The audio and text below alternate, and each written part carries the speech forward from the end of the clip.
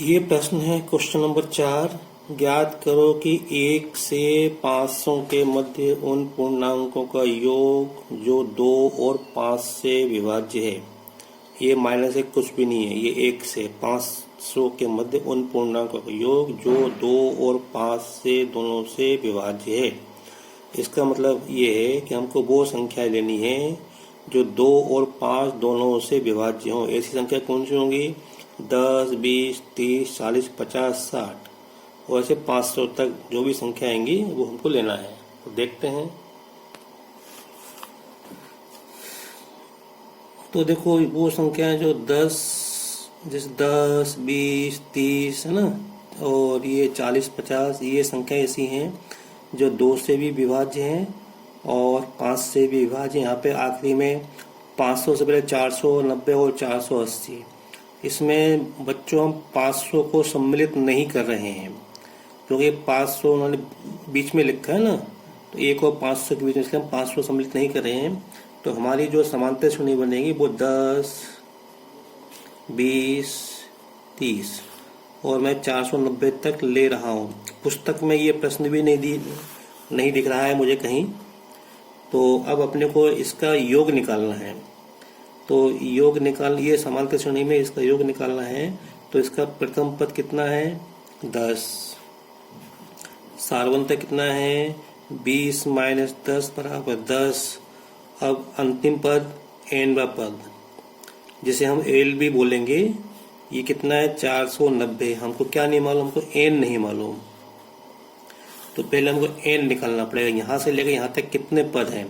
तो अपने पास सूत्र है ए एन बराबर ए प्लस एन माइनस 1 गुणा डी, है ना। तो ये एन बराबर कितना है? 490 बराबर ए का मान 10 प्लस एन माइनस 1 डी का मान 10। इसको हल करेंगे तो 490 बराबर 10 प्लस 10 का गुणा इन दोनों में करो तो 10 एन माइनस 10, ये 10 से 10 कट जाएगा तो ये 10 इसके बटे में आ जाएगा। 490 बटे 10 बराबर एन। तो एन बराबर आएगा 49। अब हमको एन मालूम पड़ गया। अब हम योग निकाल सकते हैं। तो एस एन बराबर अब हम किसी भी सूत्र का उपयोग कर सकते हैं। पहले सूत्र में जो योग ज्ञात करने का सूत्र, पहले सूत्र में डी आता है और डी हमको मालूम है, और दूसरे सूत्र का भी हम उपयोग कर सकते हैं। तो मैं दूसरे सूत्र का उपयोग यहाँ पे कर रहा हूँ। एन बटा 2 तो ए प्लस एल, तो कितने पद हो? 49। तो एस 49 बराबर एन का मान कितना है? 49 बटे 2। यहाँ पे ए का मान कितना है? 10। एल का मान कितना है? 490। अंतिम पद 490। इसको हल करेंगे। ये 5 नहीं है, ये एस है। तो 49 बटे 2, इसको जोड़ेंगे तो 500 आ जाएगा और ये जाएगा 49 गुणा 500 बटे 2।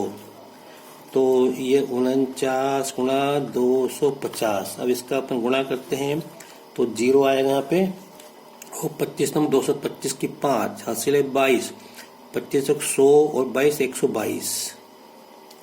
तो ये इतना योग होगा 49 पदों का योग, जो कि ये उन संख्याओं का योग है जो 2 और 5 दोनों से विभाज्य होती हैं, अर्थात 10 से, है ना। ये तो ये वो संख्या है। अब देखो ये प्रश्न करना है। ये पद दिए 31, 28, 25। ये समांतर श्रेणी में क्या है? हाँ, ये समांतर श्रेणी में तो हैं। क्या इसको अपन, जैसे ये पद कम होते जा रहे हैं, तो जब कम होते जाएंगे तो क्या कहीं बीच में कोई शून्य आएगा क्या? ये पूछे क्या कोई पद शून्य हो क्या? अपने उत्तर की पुष्टि करें। तो मान लो शून्य है तो किसी न किसी नंबर पे तो आएगा ना, क्रम पे तो आएगा। तो अर्थात हमको पदों की संख्या निकालनी है। तो हम देखते हैं क्या होता है, देखते हैं कि शून्य आएगा नहीं। एक तरीका ये है कि हर एक में से 3 घटाते जाओ, है ना। तो अगर 0 आ जाएगा तो ठीक है, लेकिन हमको ऐसे नहीं करना, हम तो करके दिखाना है। इसके लिए हम एन का मान निकाल लेंगे। तो देखते हैं। और एन का मान कैसा आना चाहिए? 1, 2, 3, 4, 5, 6, 7, 8, 9, 10 ऐसी संख्या आनी चाहिए। देखते हैं। देखो बच्चों, मैंने आपको समझाने के लिए ये आगे के पद लिख दिए हैं। 25, 22, 19, उसके बाद बीच के पद नहीं लिखे। 4, 1 1 के बाद देखो -2 आ रहा है, -5 है, तो दिख रहा है। इसे लिखने पे तो हमको समझ में आ रहा है कि 0 नहीं आ रहा, लेकिन हमको करके बताना पड़ेगा। अगर हम देखें यहाँ पे तो हम यहाँ से क्या करते हैं, पदों की संख्या निकालते हैं ना, ऐसे नहीं करना है आपको ना, वो तो मैंने आपको समझाने के लिए बता दिया है। तो अपन देखते हैं, तो यहाँ से अपने को प्रथम पद क्या मिल रहा है, ए बराबर मिल रहा है 31 और सार्वंतर 28 माइनस 31 बराबर -3 मिल रहा है, और पदों की संख्या एन हमको निकालना है। और अंतिम पद ए एन इन्होंने 0 दिया है, एन का पद 0 दिया है। तो देखते हैं, तो ए एन बराबर ए प्लस एन माइनस 1 गुणा डी। तो एन का पद कितना है, 0, ए कितना है 31 प्लस एन तो निकालना है, डी कितना है -3। तो 0 बराबर 31 -3 का गुणा इसमें करो तो माइनस के 3n और +3, ठीक है। तो 31 और 3 34, तो ये 3n माइनस के इधर ले आओ, तो ये 3n बराबर 34, तो n बराबर हो जाएगा 34/3।